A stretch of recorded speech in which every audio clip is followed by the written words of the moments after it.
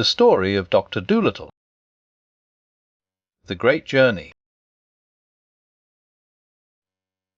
Now for 6 whole weeks they went sailing on and on, over the rolling sea, following the swallow who flew before the ship to show them the way. At night she carried a tiny lantern, so they should not miss her in the dark, and the people on the other ships that passed said that the light must be a shooting star.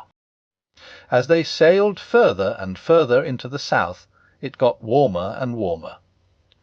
Polynesia, Chi-Chi, and the crocodile enjoyed the hot sun no end. They ran about laughing and looking over the side of the ship to see if they could see Africa yet. But the pig and the dog and the old Tutu could do nothing in such weather, but sat at the end of the ship in the shade of a big barrel, with their tongues hanging out, drinking lemonade. Dab-Dab, the duck, used to keep herself cool by jumping into the sea and swimming behind the ship.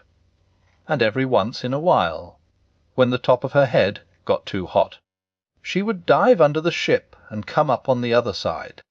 In this way, too, she used to catch herrings on Tuesdays and Fridays, when everybody on the boat ate fish to make the beef last longer.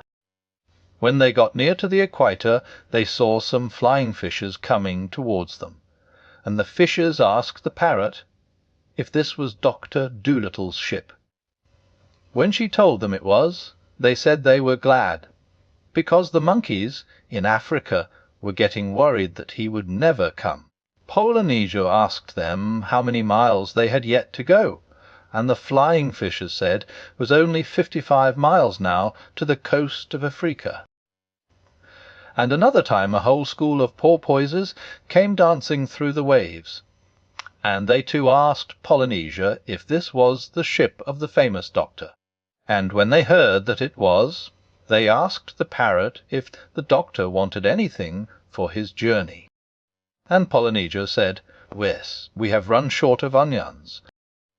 "There is an island not far from here," said the porpoises, "where the wild onions grow tall and strong.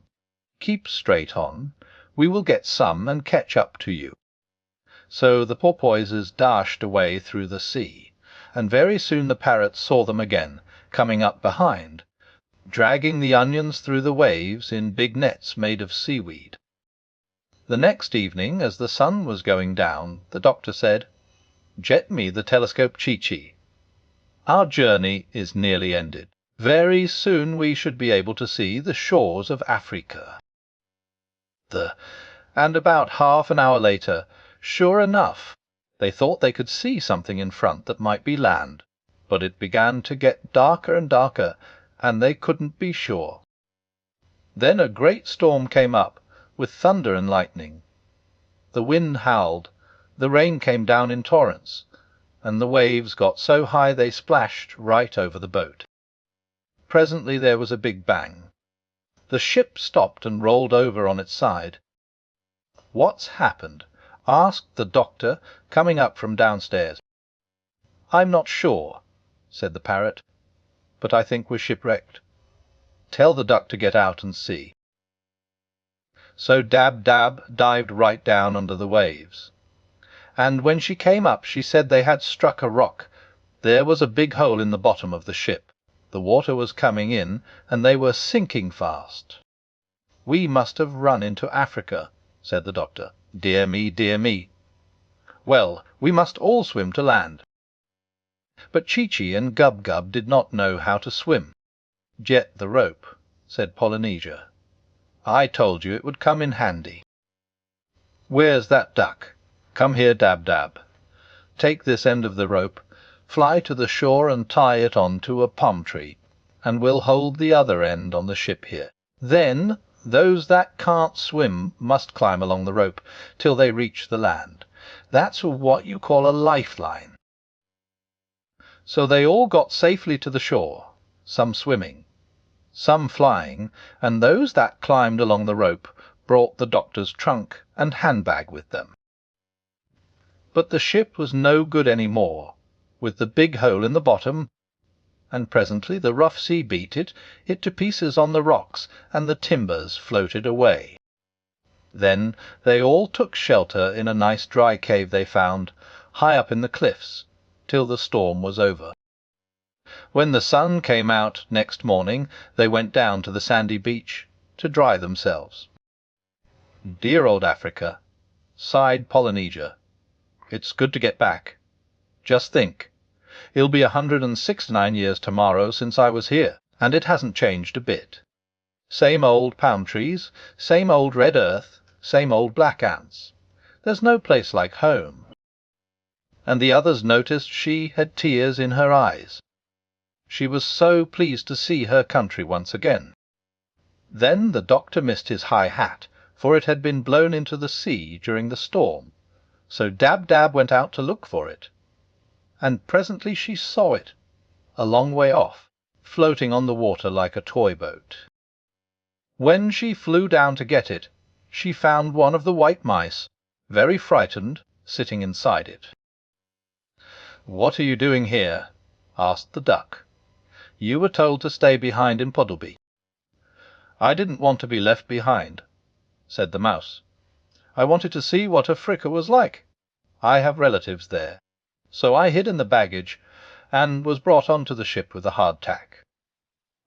When the ship sank I was terribly frightened, because I cannot swim far. I swam as long as I could, but I soon got all exhausted, and thought I was going to sink.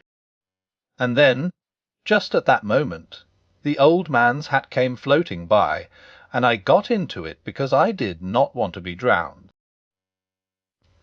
So the duck took up the hat with the mouse in it, and brought it to the doctor on the shore, and they all gathered round to have a look. "That's what you call a stowaway," said the parrot. And presently, when they were looking for a place in the trunk where the white mouse could travel comfortably, the monkey, Chee-Chee, suddenly said, "Shaish, I hear footsteps in the jungle." They all stopped talking and listened, and soon a black man came down out of the woods, and asked them what they were doing there. "My name is John Dolittle, M.D.," said the doctor. "I have been asked to come to Africa to cure the monkeys who are sick." "You must all come before the king," said the black man. What king?"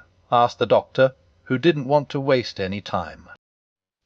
"The king of the Jolliginki," the man answered.